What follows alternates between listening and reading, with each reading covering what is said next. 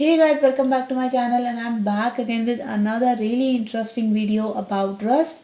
In this video guys, we are going to continue our basic series and we are going to learn a new data type in Rust which is called as arrays. Okay, so without wasting any time further, let's jump into it.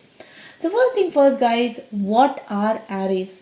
So as I have written here guys, arrays is a list of similar data type elements.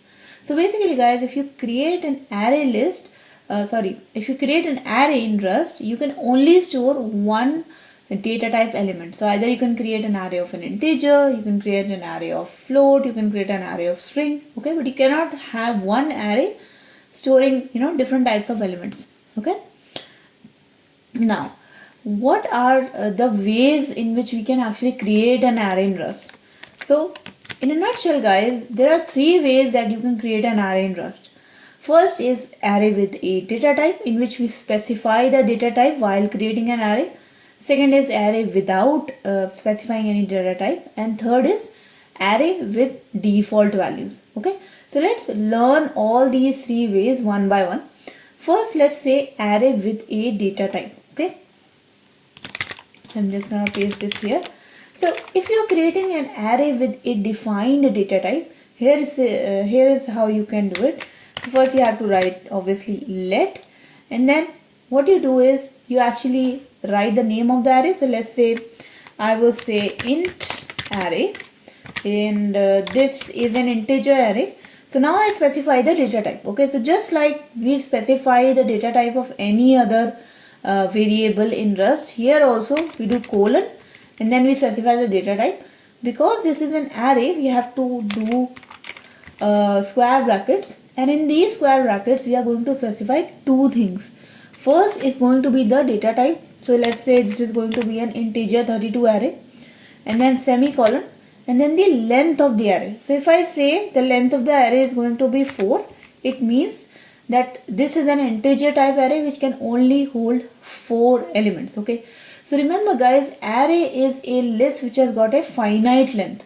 So if you specify that this array can have only 4 elements, no more elements can be added to it. Okay, now I will do equal to, and then you can now actually assign this variable a array of length 4. So let's say I create an array 1, 2, 3, 4, and I do semicolon. Okay, so some of you might have this question guys, that why in array we can only store a finite number of elements, why can't we add any element to it, why the length of array is fixed? It is because guys, when an array is actually created in the memory, all these elements which are mentioned in the array, which are stored in the array, are stored next to each other. Okay, so it's basically like, there is a memory here, and then so arrays are stored like this. Whenever you declare an array, I say array is having like a length of 3, automatically these 3 buckets get created in your memory. Okay, and all of them are created next to each other. So once you specify these values, then these values get stored here. So 1, 2, 3. So that is why we need a memory, we need a length of the array to be specified, because all the elements in the array are actually stored together. Okay, and we need to allocate a certain memory to it for that. That's why we need the length. Okay, so now this part is clear. We have declared our array, we have stored 4 elements in it, everything is good, right? But do we know how we are going to actually print this array? So printing array is a little bit different than printing any other element. So let's see how we can do that. So simple println, that's our macro. Let's say array of integers equals to, now in case of normal variable, what we do is we just simply specify this bracket, right? But in case of array, we do a colon and then question mark, and then we do comma, and then we pass our integer array. Okay, so this colon and question mark guys actually specifies that this println statement has to print, iterate over the whole array and print each and every element. Now once I do the semicolon and I click on run, you will see that it will get executed, and there you go. And now it has printed all the elements as an array. Okay. So this is what the colon and question mark is for. It basically specifies that the number which we are going to pass, the variable which we are going to pass is an array. So it basically prints it like a list of numbers. Okay. So now we know that this is how we can create an array with specifying a data type. Okay. Now the next thing is array without data type. Okay. So what I'm going to do, I'm going to delete this value and I'm going to write an array without a data type. So it is very straightforward, guys. If you create an array and you don't specify a data type, so let's say if I do integer array, integer add, now I don't specify any data type here, but I directly assign an array to it. So let's say if I assign 10, 20, 30, 40. So this is an array of integers that I have directly just assigned to this variable. So what's gonna happen is that the compiler will think that yes, so because a integer array is assigned to this variable int underscore r, basically means that int r is an integer array with the length of 4. So it automatically assigns the data type. Now it's pretty straightforward. You just do println and the same thing, right? Array of integers and then colon and question mark, and then we just pass int r. So in this case also we should get a similar answer. So array of integer is 10, 20, 30, 40, but obviously in this case we have assigned the array differently, or we have initialized the array differently than the previous way. Okay. Now the last thing is array with default values. So let me just keep this statement as it is. First of all, what do you mean by array with a default values? Array with a default value basically means that if I declare an array, I don't want to actually assign particular 5 values or 4 values to it. I want it to be, by default certain number of values, certain values, right?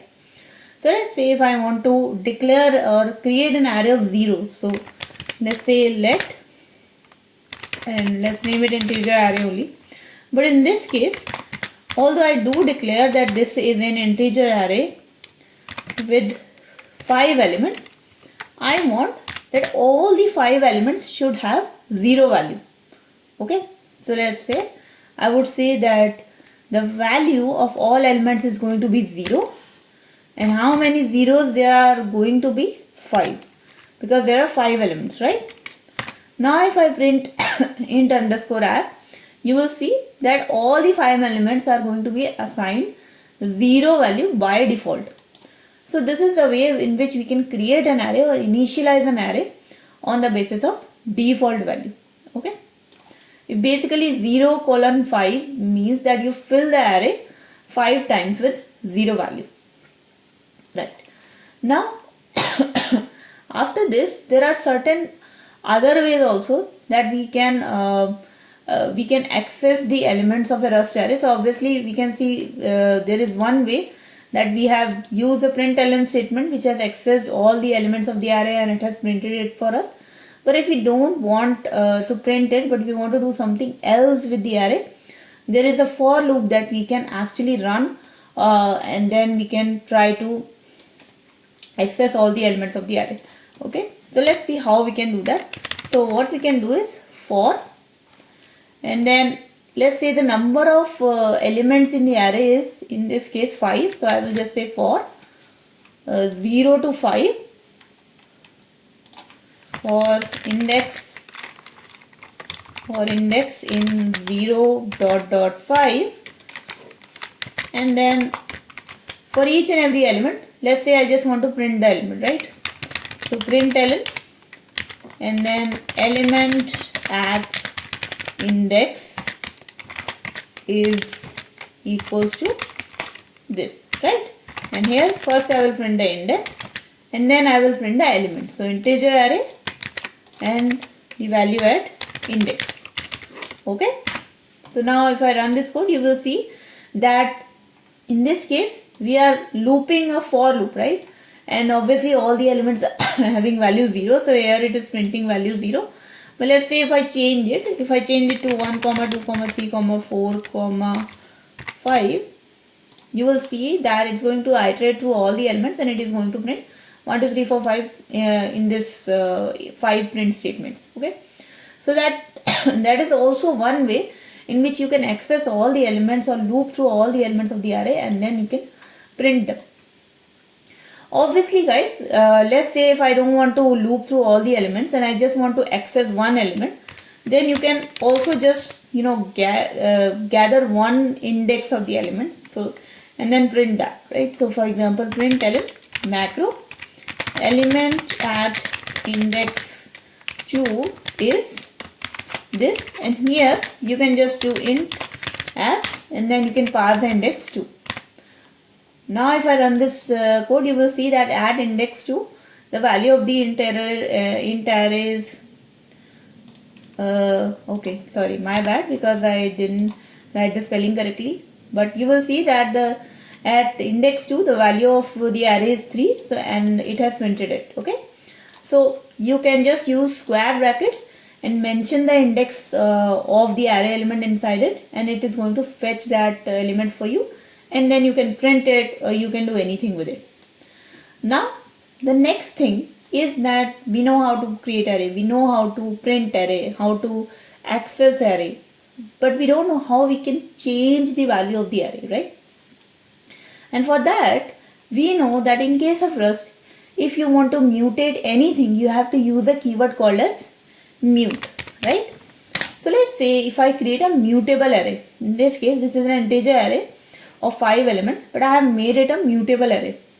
Now what I can do is I can actually change the value. So let's say if I am printing the integer array value at index 2 here, but after this print statement I go and I change the value of this index. So I say int 2 instead of 3, int 2 should be 300, right? Now if I go and if I print the same index of this integer array index 2 again, you will see that the value 300 will get printed. So you can see that when I declared the array, the default value at index 2 was 3, but because I mutated it, the default value changed to 300 and now it has printed that. So this is how you can actually mutate the array value also. Okay. One more thing guys, just to show you that arrays not only just can be integer, they can be float and they can be string as well. So for example, if I just delete this and I create a string array, so let's say colors, and then you can create a string array like yellow, blue, red, and then you can print them. So for example, print element colors are, and then colon question mark colors. So once I run this code, you will see that all 3 colors are printed just like that. So here is the thing guys, that in arrays you can store any type of element. The only thing that you have to keep in mind is that if you have made array of a certain data type, then no other data type element can be stored in it. So for example, this array, if I try to do something like this, that if I make it mutable and then I try to change the value of the color at index 1 to, let's say, an integer like 10, and then I run this code, you will see that I will get an error because it is expected a string but we have found an integer. Okay, so the only thing in array that you have to remember is all the data types of elements in a single array can be of one data type only. Okay, they cannot be a different data type. And obviously now you have also seen how you can access it, how you can mutate it, how you can declare it in all the 3 different ways. So I hope the Rust array concept is now clear to you guys, and I hope it was beneficial for you. If you did like this video guys, then please do not forget to like this video and share this video with your friends. If you have not yet subscribed to my channel, then please do subscribe and hit the bell icon for future notifications of more such programming and coding related videos. I will see you guys in the next video. Until then, take care and bye bye.